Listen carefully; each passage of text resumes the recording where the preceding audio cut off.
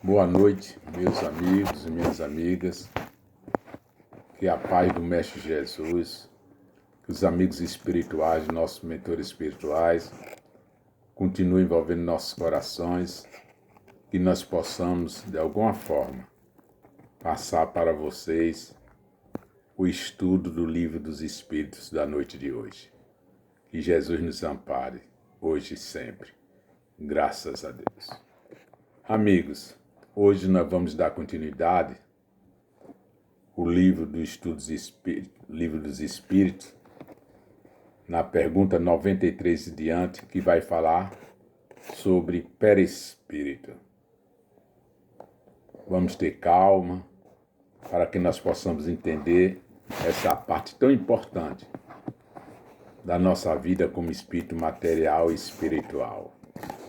Kardec pergunta aos espíritos, diz assim: o espírito, propriamente dito, nenhuma cobertura tem, ou como pretende alguns, está sempre envolto numa substância qualquer. E os espíritos respondem a Kardec: envolve-o uma substância vaporosa para os teus olhos, mas ainda bastante grosseira para nós, assaz vaporosa. Entretanto, para poder elevar-se na atmosfera e transportar-se aonde queira. Nosso comentário, logicamente, diz assim: essa substância é o perispírito, que o envolve e se projeta para fora do espírito, formando uma espécie de centro eletromagnético, que os especialistas chamam de áurea humana, e que, em síntese, é a sala de visita do espírito, e aí que ele recebe companheiros do bem ou do mal, dependendo, é claro, dos seus sentimentos e pensamentos voltados para o erro ou para o acerto. Então já sabemos que o espírito existe outra camada, outro corpo, que nós chamamos perispiritual, que envolve o espírito. Ele ainda é de uma matéria menos pesada com essa que resiste em nosso corpo. Na pergunta 94, Kardec pergunta aos espíritos: de onde tira o espírito o seu invólucro semimaterial? E eles respondem a Kardec: do fluido universal de cada globo. Daí a razão porque não é idêntico em todos os mundos. Passando de um mundo a outro, o espírito muda de envoltório como muda de roupa. O comentário nosso dá a entender da seguinte maneira: os recursos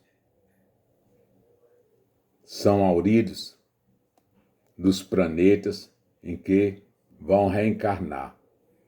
E é exatamente por isso que, quando o mundo é primitivo, esse envoltório é grosseiro, e em mundos superiores o envolto se mostra diáfano. Na medida em que o espírito evolui, o envoltório acompanha o crescimento e também se refaz, até um ponto que se confunde com o próprio espírito. Na pergunta 95, Kardec pergunta ao espírito: o invólucro semimaterial do espírito, que tem formas determinadas ou pode ser perceptível? Eles respondem a Kardec: tem a forma que o espírito queira. É assim que este vos aparece algumas vezes, quer em sonho, que é no estado de vigília e que pode tomar forma visível, mesmo apalpável. Comentário. A forma de apresentação do perispírito é sempre a humana, mas isso não quer dizer que não possa haver outras formas de apresentação, porque isso fica a critério do espírito. Espíritos superiores se apresentam às vezes irradiados de luz, como fossem estrelas. E espíritos sofredores podem apresentar figuras sombrias com caratonhas capazes de assustar os incautos.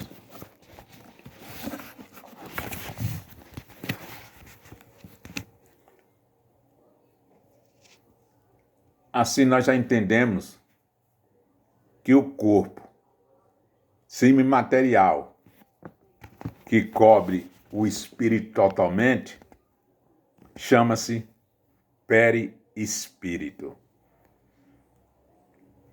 Nós vamos agora falar a respeito de diferentes ordens de espíritos. Na pergunta 96, Kardec pergunta aos espíritos: são iguais os espíritos? Ou há entre eles qualquer hierarquia? E os espíritos respondem a Kardec: são de diferentes ordens, conforme o grau de perfeição que tenham alcançado. Comentário diz assim: existem diversas ordens de espíritos, desde os mais atrasados até os mais iluminados, atendendo, é claro, ao esforço de cada um em evoluir e crescer para Deus. Uma coisa é certa: só se atinge a perfeição depois de muito trabalho, de muita luta no campo da carne e do espírito. Na pergunta 97, Kardec ainda pergunta: as ordens ou graus de perfeição dos espíritos são em números determinados? E os espíritos respondem: são ilimitadas em número, porque entre elas não há linha de demarcação traçadas como barreiras, de sorte que as divisões podem ser multiplicadas ou restringidas livremente. Todavia, considerando-se os caracteres gerais dos espíritos, eles podem reduzir-se a 3 principais. Na primeira colocação, os que atingiram a perfeição máxima, os puros espíritos. Formam a segunda as que chegarem ao meio da escala. O desejo do bem é que neles predomina. Pertencerão à terceira os que ainda se acham na parte inferior da escala, os espíritos imperfeitos. A ignorância, o desejo do mal e todas as paixões, mas é que lhe retardam o progresso. Eis os que caracteriza. Nosso comentário não deixaria de ser dizendo assim: só poderia ser um número indeterminado, porque os espíritos não têm a mesma idade. Não foram criados todos no mesmo momento, mas em épocas diversas, sendo uns mais adiantados do que outros. E é exatamente isso que provoca a diferença moral entre eles. Na 98, Kardec pergunta aos espíritos: os espíritos da segunda ordem, para os quais o bem constitui a preocupação dominante, têm o poder de praticá-lo? E os espíritos respondem: cada um deles dispõe desse poder de acordo com o grau de perfeição a que chegou. Assim, uns possuem a ciência, outros a sabedoria e a bondade. Todos, porém, ainda têm que sofrer provas. Comentário nosso. Todos os espíritos têm a oportunidade de praticar o bem ou o mal, servindo-se do livre-arbítrio, que é um determinismo divino. E quando praticam o mal, é que ainda se sentem atraídos pelos bens temporários da matéria. Para todos, sempre chega o dia da redenção, em que o espírito abandona o mal e passa a praticar o bem, pois só no bem está a sua real felicidade, aqui ou no além. Na pergunta 99, Kardec pergunta aos espíritos: os da terceira categoria são todos especialmente maus? Os espíritos respondem: não. Uns há que não fazem nem mal nem bem. Outros, ao contrário, se comprazem no mal e ficam satisfeitos quando lhes depara a ocasião de praticá-lo.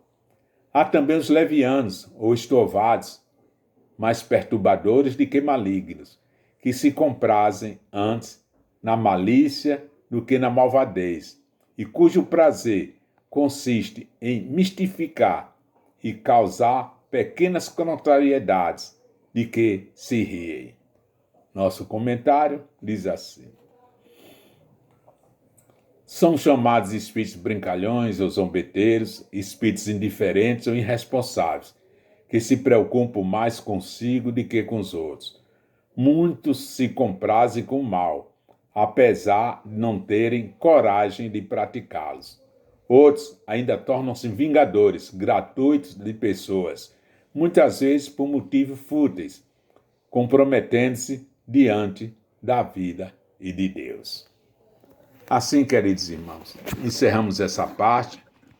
Na próxima terça-feira estaremos estudando a escala espírita, da pergunta 100 em diante.